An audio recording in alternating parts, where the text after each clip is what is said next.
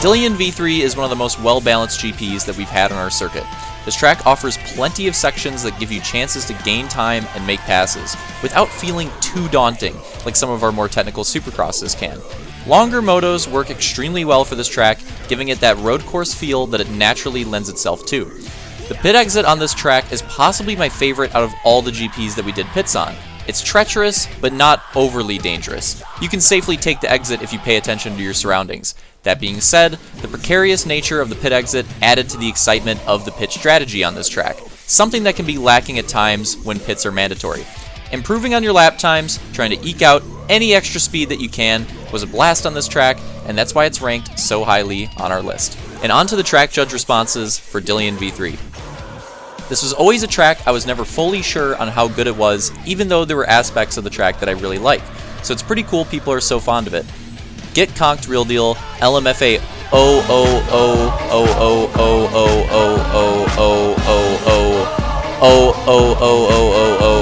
I might have missed one, I might have added one, I'm not really too sure. I think I got all the O's there. Goat.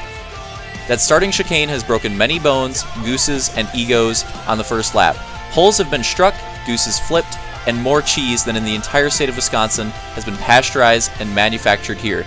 I don't know about that last point. Also, Opix, I know this was you. You did not include the Oxford comma in the first part of this track judge response, but you did include it in the second part, and that is really tripping me up. And this is only the first section of the track. Of note, the downhill copter curves is my favorite section of the track, and where the blind crest, trees at either side, and high speed on entry makes this a hairy section of the track when going full beans. V2. Never my best finishes on this track, but always a good time. Downhill chicanes add a nice skill gap.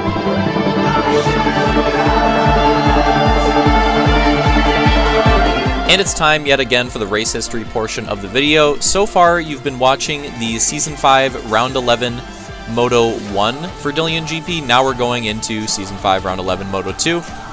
And the Moto 1 was a pretty competitive race at the front of the pack.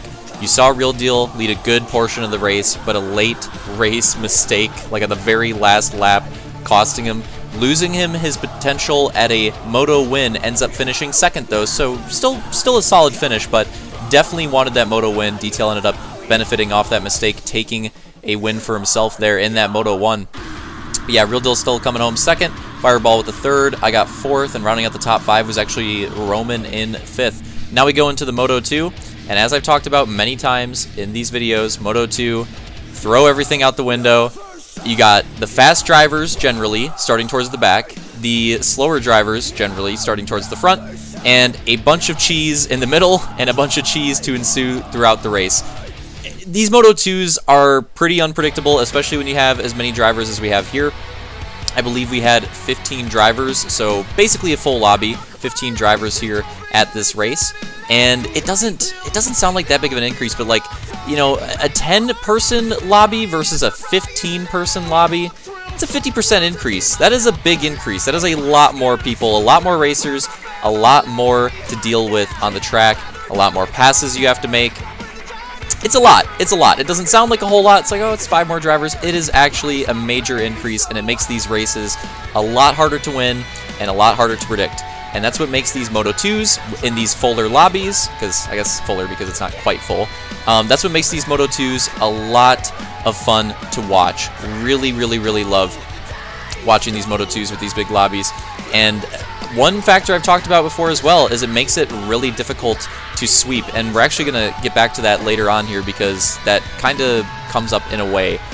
So there's nobody sweeps at this race, but the potential was there, and that's what we'll talk about once we get towards the end of this one. But pretty crazy crash coming out of Detail right there, and that's going to hurt him.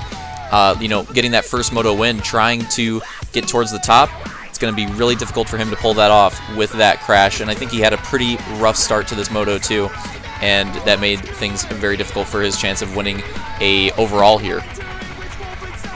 But for Real Deal, I believe Real Deal is actually already in the lead. I think we saw a few clips ago Real Deal make the pass for the lead. So as far as it goes for him, he's already back to the front, and he's in a really good position. Like, he got to the front really quickly, like way before any of the other fast drivers got up there. So he's looking good. Despite the way the end of that first moto went, he's looking good.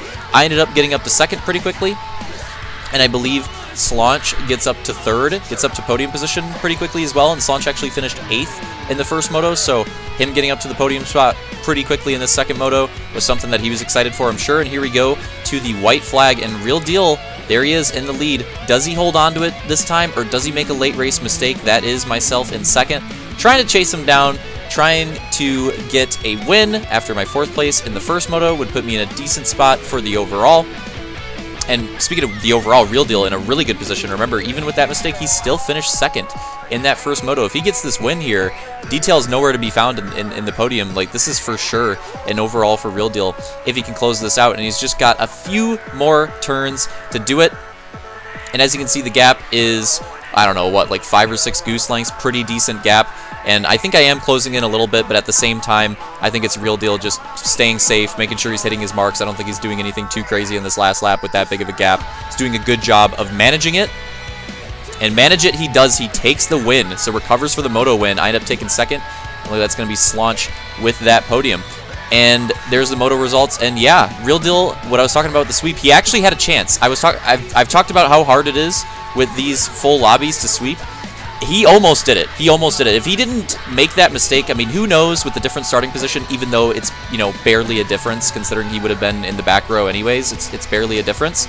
So who knows how much of a difference the starting position would have made, but if he ended up closing out that Moto 1, he had a really good chance of sweeping, and that would have been really impressive. Especially at a GP, sweeping in the 2-moto format with this full of a lobby is really difficult on any type of track, but especially on a GP. I would say that ovals and supercrosses and rallycrosses, all easier in varying degrees of difficulty to sweep at. I think GPs are probably the hardest with this big of a lobby, and he came really close to pulling it off. That being said, still a really dominant performance, still won the overall, taking first overall. I ended up taking second overall, Fireball third overall, Detail still finishing in fourth overall, and Slaunch with the fifth overall after that really nice Moto2 recovery. But now we're going to transition into Real Deal's first elimination tournament. This track was actually the 5th race of this elimination tournament, and I'll give you a bit of a refresher on the format for this because Real Deal's done a few of these now, and the format tends to be a little bit different in each one. So for this one, it was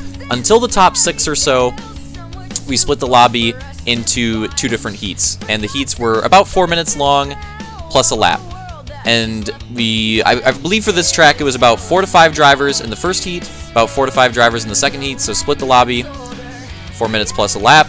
Last place loses a life. You start the tournament with 2 lives. Once you lose all your lives, you're out. And that crash that we just saw, by the way, that was Vulcan. And Vulcan was already on his last life. So he just stopped after that crash. That crash put him in last, and his chances of recovering were slim to none. He didn't really have much of a chance at all. And he was just done after that, and that was his last life. So Vulcan actually got eliminated in that first heat. It wasn't guaranteed for a driver to get eliminated at this particular race, but there were possibilities that drivers could be eliminated here. So Vulcan was that possibility for the first heat, and he did end up getting eliminated. For the second heat, the possibility is actually for Slaunch to get eliminated. So Slaunch is in this second heat, and the way this elimination tournament started, okay, the first track was a Supercross. I want to say the following 4 to 5 tracks were GPs. And at this stage in Slaunch's career, his weakness was generally the GPs. Not always, not always. You know, he was good at certain GPs, and he could have strong finishes still. But in general, if he was going to have a bad race, it would usually come at these GPs. And that's actually, I believe, me passing him right there for third. And he's definitely going to fight back for this because this is his chance of staying in the tourney. Like, if he finishes last here, he's out. But yeah, at this stage in his career, it was definitely his weakness. Not always bad at these tracks, and especially at this one in particular. We just saw in that Season 5 race, the Moto 1 didn't go too great, but he picked up a podium in the Moto 2, so he obviously has some speed here.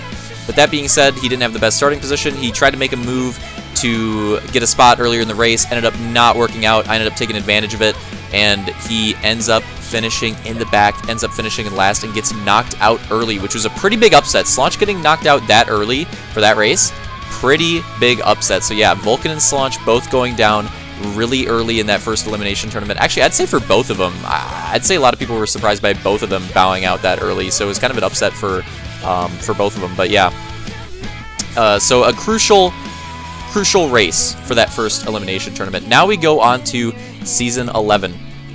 Race 1, actually, so this is the kickoff for Season 11. And for this race, we had pits. So for Season 11 GPs, we had the pits. We brought the pits back. I believe it was 2 pits per race, I think you had to take. Ooh, already a driver going down in the trees. So that added some strategy to it. I don't know. Drivers are divided on whether they like the pits or not. As far as my opinion goes, I don't know. I don't really care either way. If you want to do pits or you want to not do pits, like, it doesn't really matter to me. Pits can definitely make some uninteresting races more interesting.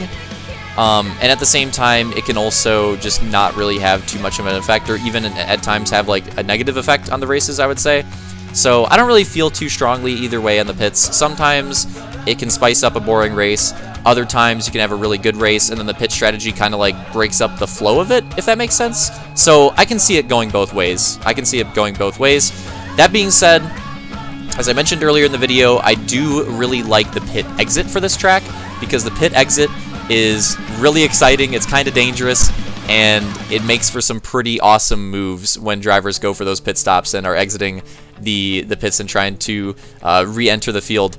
Can make things really exciting. So I'm a fan of it on this track because of the exit, because of how treacherous it is. I think that definitely adds an element to this track for this race. And I definitely do quite a few shots, show a few shots of the pits here.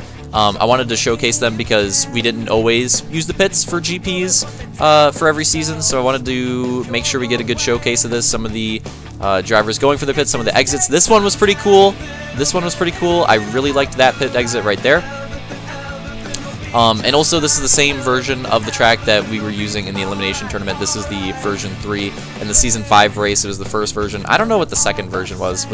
Was the Elimination Tournament, was that the version 2? Was there a difference? Is this version 3 because pits? Because aside from the pits, they like look pretty similar. I don't know. I'm not really too sure the lore on the versions there. Not really too sure of the lore for that. So, and this is actually exciting right here. This move is for the lead, I believe. So that battle out of the pits right there, Real Deal trying to hold off Detail.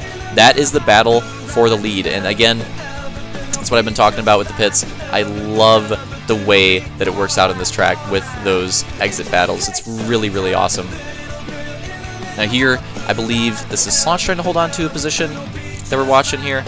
You can see some of the changes on this track. It's like a quad chicane right here going back to the finish. Pretty cool. Really like that section.